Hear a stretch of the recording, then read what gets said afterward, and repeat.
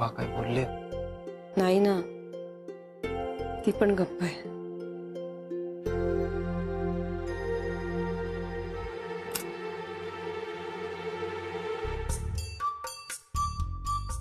काय चाललंय? काय चाललंय आपल्या घरात? भाऊ काय चाललंय? हा? आणि बसून काय? काल जो तमाशा झाला तो काही कमी होता का?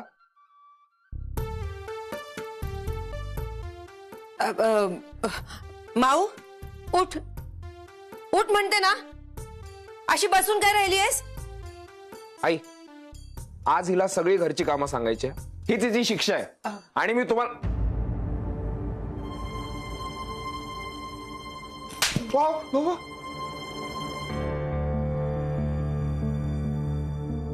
तिच्याशी कुणीही ओरडून बोलायचं नाही. काय फालतू मान चाललाय रे? मला काय कळत नाहीत का नाटक?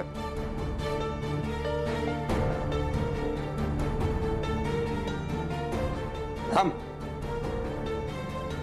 अहो डब्बा नकोय मला. मग काहीतरी खाऊन तरी जा, नाश्ता. माझं मी बघेन काय करायचं ते. थांबा तुम्ही, मी डब्यात काहीतरी घालून देते तुम्हाला.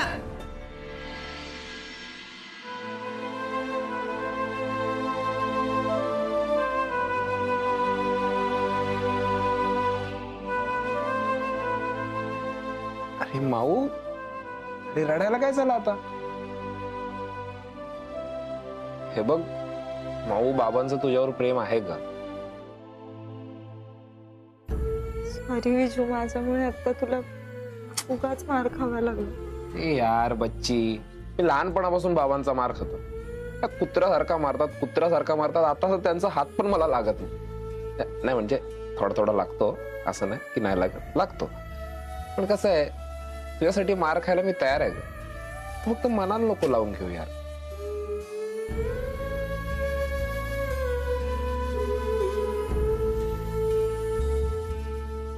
माऊ, आज आहे ना बाबा तुझ्याशी रात्री बोलणार बघ. हा कॉन्फिडन्स आहे. फक्त फोन दे ना तुझा. बंद केलाय मी. का? सौरभ कालपासून खूप फोन करतोय, म्हणून बंद करून ठेवला.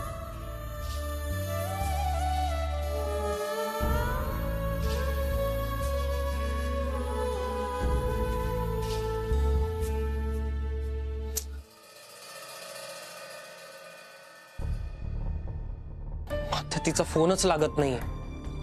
का बरं? माहित नाही. कालपासून ट्राय करतो मी, बंद येतोय. माझंच चुकलं. नाही, माझंच चुकलं. मी तिला सतत फोन करायला नव्हता पाहिजे. अरे बाबा सौरभ, तुला तिची काळजी वाटते म्हणूनच करत होता का नाही फोन? अगं हो, पण मला पण वाटतेय ना आत्या तिला जेवढा त्रास होतोय ना, तेवढा त्रास मलाही होतोय. मला सांग, आमचं काय चुकलं? आम्ही फक्त एकमेकांवर प्रेम केलंय. गुन्हा आहे का? तू उगाच काही टेन्शन घेऊ नको. हा, मी ना आता काय करू, काय मला काहीच कळत नाही आत्या. मी आहे ना, मी बघते. मी तुम्हा दोघांच्या बाजूने नाही का? मुला वाटत असेल की मला या दोन घरात 2 टायमाला जेवायला मिळतं, राहायला मिळतं म्हणून मी या घरात आले. पण तसं नाहीये बाबा. या घराची विस्कटलेली घडी नीट करायला मी आले. आत्या, पण तू खाली असं का म्हणालीस की माझं आणि कस्तुरीचं लग्न होणार नाही? अरे बाबा, ती केवढी चिडली होती बघितलं ना. मग तिच्या समोर तिची बाजू घेतली म्हणजे जरा तिचं समाधान. पण मी आत्ता जे बोलते तेच खरे. मी तुम्हा दोघांच्या बाजूने आणि कायम राहणार. मारली पदराला गाठ. हे बघ, कस्तुरीला सून म्हणून तर आपण या घरात आणायचंच आहे, पण त्याआधी आत्ता कस्तुरीला घरात आणलं पाहिजे. आता कसं शक्य आहे ते? माझ्यावर विश्वास आहे ना? हो आत्या. कस्तुरीच्या बाबांना काय वाटतं का ती माझ्याकडे काम करते, बरोबर? आणि माझा आणि कमूचा काही संबंध आहे तर त्यांना माहितच नाहीये. तू कशाला काळजी करतो? मी बघते काय करायचं. पण करणार कायस तू? ते माझ्यावर सोड.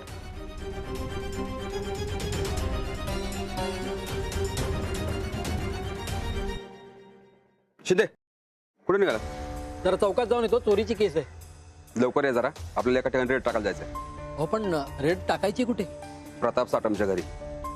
त्याच्या घरचा पत्ता मिळालाय. त्याची बायको कामिनी देवी आणि तिचा राईट हँड शिवा. दोघांना ना फरफटत घेऊन येऊ. हनुमंतराव, आता ते शक्य नाही. पुरावे आहेत आपल्याकडे. पुरावे होते. आपण जी फाईल तयार केली होती ना, ती थेट आता वर गेलेली आहे आणि ती आता मिनिस्टर वजलवार यांच्या टेबलावर आहे आणि त्यांनी ती फाईल बंद करायला सांगितले. त्या असल्या नेत्यांमुळे ना गुंडांचं फावतं. पण शिंदे, मी आता गप्प बसणार नाही. साहेबांना भेटतो. वरपर्यंत जावं लागलं ना तरी चालेल, पण त्यांना सोडणार नाही. हनुमंतराव, आता काहीही होणार नाहीये. अहो, पुरावे मिळाले नाहीत म्हणून फाईल बंद नाही झाली आहे, तर ते निर्दोष आहेत म्हणून फाईल बंद झाली. आता यात काय ते समजून जा. काही झालं ना तरी मी त्यांना सोडणार नाही. शेवटी जात दाखवलीच त्यांनी, पण मी गप्प बसत नसतो. काही झालं ना बघतो. तू ये लवकर.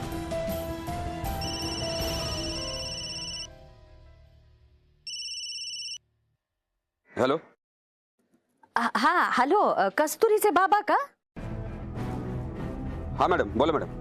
हा अहो, कस्तुरी आली नाही आज आणि फोन करते तर तो पण लागत नाही. काही प्रॉब्लेम आहे का? नाही नाही, काय नाही झालं.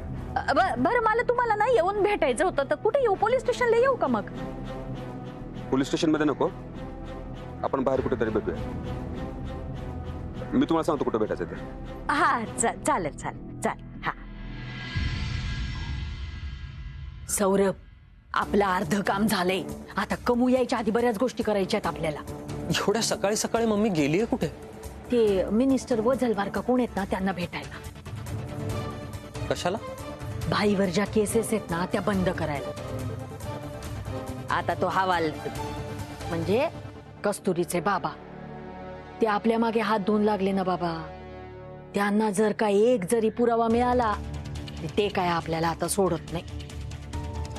सौरभ, तुला जर वाटत असेल की कस्तुरीशी आपलं लग्न व्हावं, तर कसंही करून तिच्याशी बोल बाबा.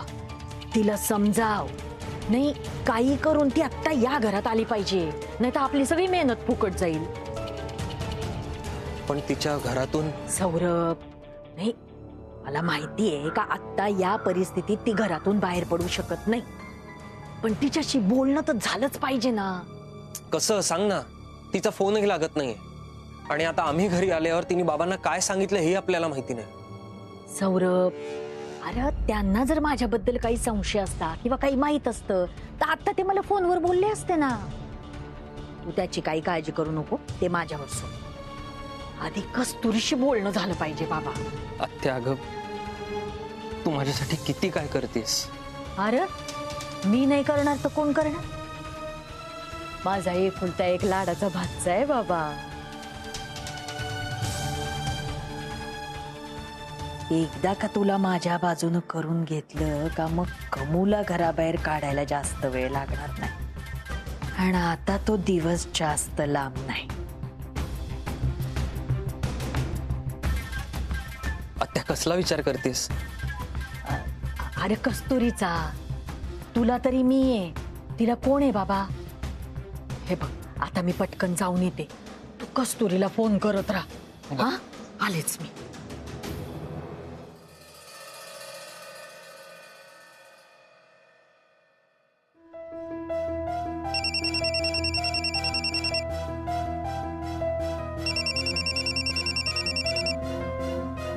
आयुष्यभर या हनुमंतनं ज्या माणसांना खेटाची किंमत दिली नाही, अशा लोकांबरोबर, अशा गुंडांबरोबर नातं जोडायला निघाली ही, याची शिक्षा मी देणार.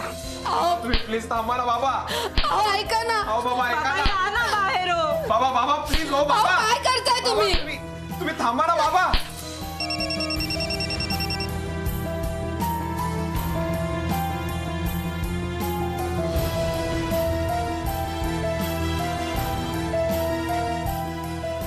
कस्तुरी, आता फक्त फोन उचल.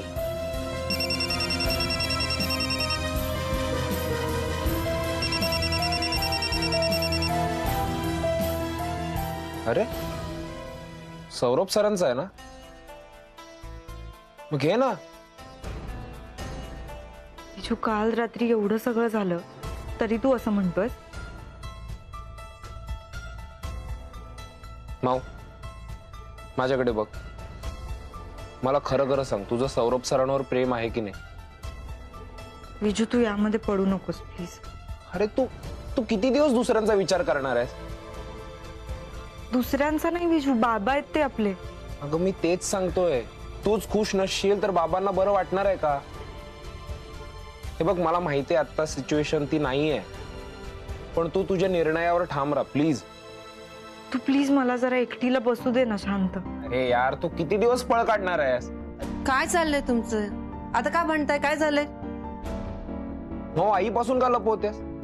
आईला सगळं माहितीये. आणि आम्हाला सांगा, तुला सौरभ सर आवडतात की नाही ते? हे बघ माऊ, काल जे झालं ना त्यात सौरभ सरांची चूक नाहीये, आणि ते कुठेतरी बरोबर आहेत ना, म्हणून ते तुला फोन करतायत, तुला ते कॉन्टॅक्ट करण्याचा प्रयत्न करतायत. तू प्लीज त्यांचा फोन घे एकदा. पण विजू, मी आता जर का सौरभशी फोनवर बोलले तर ती बाबांची फसवणूक नाही का होणार? आणि मला नाही करायची आहे बाबांची फसवणूक.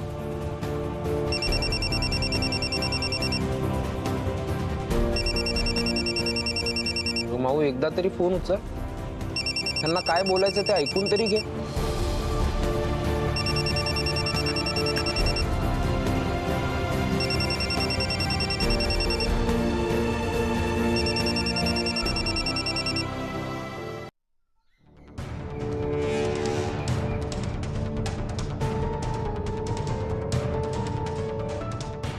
कस्तुरी फोन उचल, असं काय म्हणणं ऐकून तरी घे.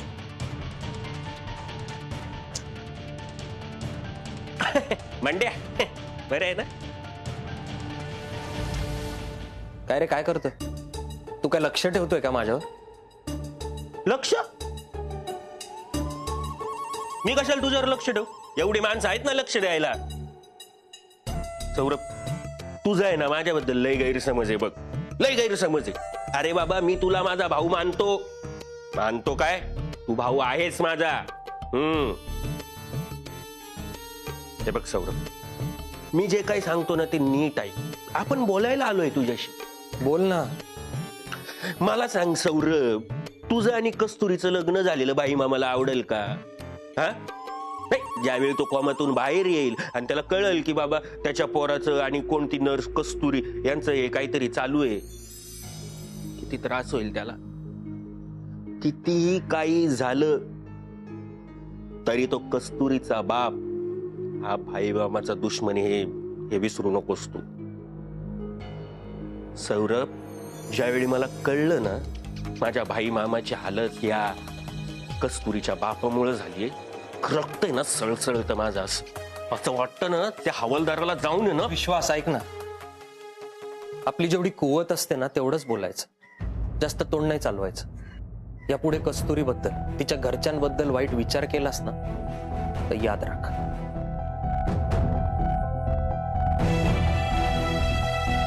चल रे.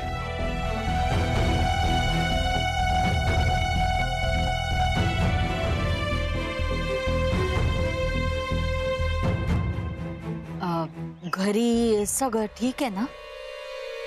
हो.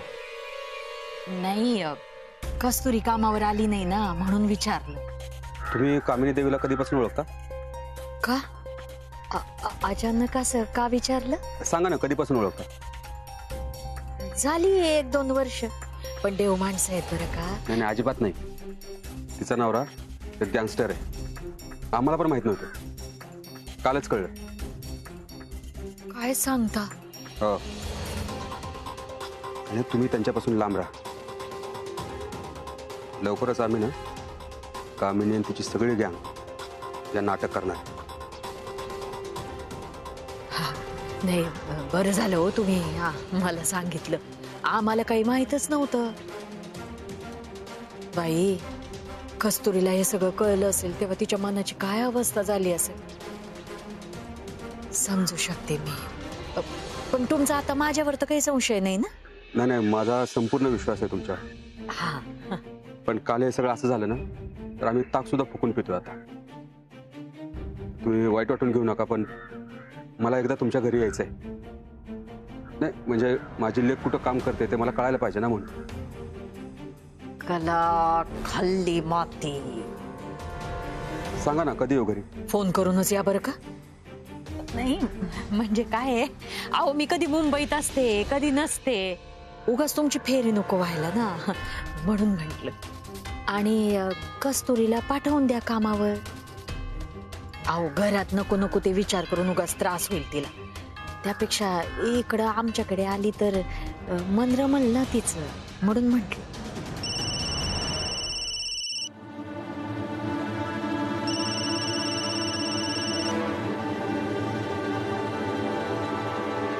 चल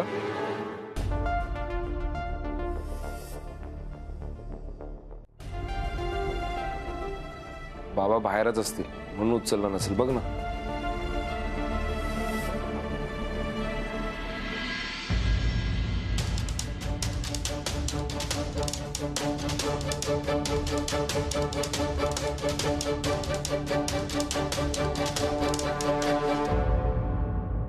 का आलायस इथे? कस्तुरी कालपासून फोन ट्राय करतोय, तू उचलतच नाहीयेस. तुझी काळजी वाटली म्हणून आलो. तुला काळजी वाटत असती ना मला खोटं बोलू दिलंच नसतंस तू. अगं मी तुला आधीपासून सांगत आले होते की माझ्या बाबांना गुंड आवडत नाहीत, खोटं बोललेलं आवडत नाही. तुम्ही सगळ्यांनी मिळून मला एका मोठ्या खोट्यामध्ये अडकवलं. एक खोटं लपवण्यासाठी आणखी एक खोटं, मग त्याच्यासाठी अजून एक खोटं. आणि आपलं नातंही आता खोट्यावरच अवलंबून आहे सौरभ. पण कस्तुरी माझं प्रेम खरं आहे. आणि त्याची सुरुवातही खोट्यापासूनच झाली ना. जेव्हा मला सुरुवातीलाच कळलं होतं तेव्हाच मी तुला म्हटलं होतं की सौरभ आपलं लग्न होऊ शकत नाही. मीही इतकी गुंतत गेले आणि मग माघार नाही घेता आली मला. आणि तीच माझी सगळ्यात मोठी चूक झाली. आणि त्याच्यामुळेच आज माझे बाबा माझ्याशी नीट बोलत नाहीयेत. कधी बोलतील माहितीही नाही. तूच सांग आता सौरभ, कुठल्या तोंडाने माफी मागू रे मी? कसं पटवून देऊ त्यांना ज्याने ते माझ्याशी परत बोलायला लागतील? नाही, तुला पटवून द्यायची गरज नाहीये कस्तुरी. मी तुझ्या बाबांशी बोलणार आहे. आता जे काही होईल ते तुझ्या बाबांमध्ये आणि माझ्यामध्ये. पण तुला त्रास नाही होऊ देणार मी.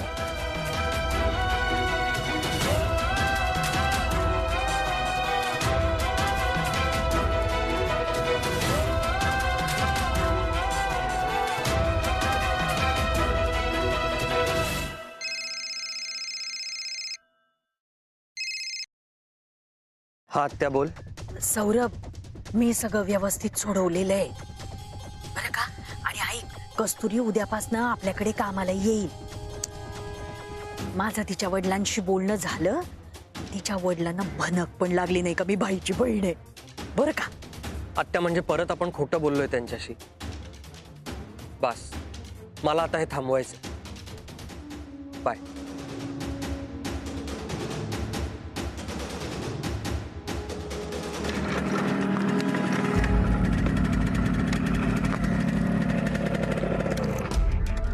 बाबा, बरं झालं तुम्ही भेटलात. मी तुम्हालाच भेटायला आलो होतो. तू काय करतोय इथे? कस्तुरीला भेटायला आलो. बाबा ऐकून घ्या. जे काय झालं ते सगळं खोटं बोलल्यामुळे झालं. पण आज मी तुम्हाला सगळं खरं सांगायला आलो इथे. म्हणजे अजून काय काय लपवलं तुम्ही? बऱ्याच गोष्टी, आणि त्या सगळ्या गोष्टी आज मी तुम्हाला सांगायला आलो. मी जे काही आता सांगणार ते सगळं खरं आहे. तुम्ही कलाला भेटलाय. त्यांच्यासारख्या देव माणसाचं नाव तुझ्यासारख्या गुंडाच्या तोंडी शोभत नाही. ही माझी सख्खी आत्या आहे. भाई साटम यांची सख्खी बहीण. इतके दिवस कस्तुरी तिच्या घरी काम करायला येत होती. ते आमचंच घर होतं. आणि ती भाईंचीच काळजी घ्यायला येत होती.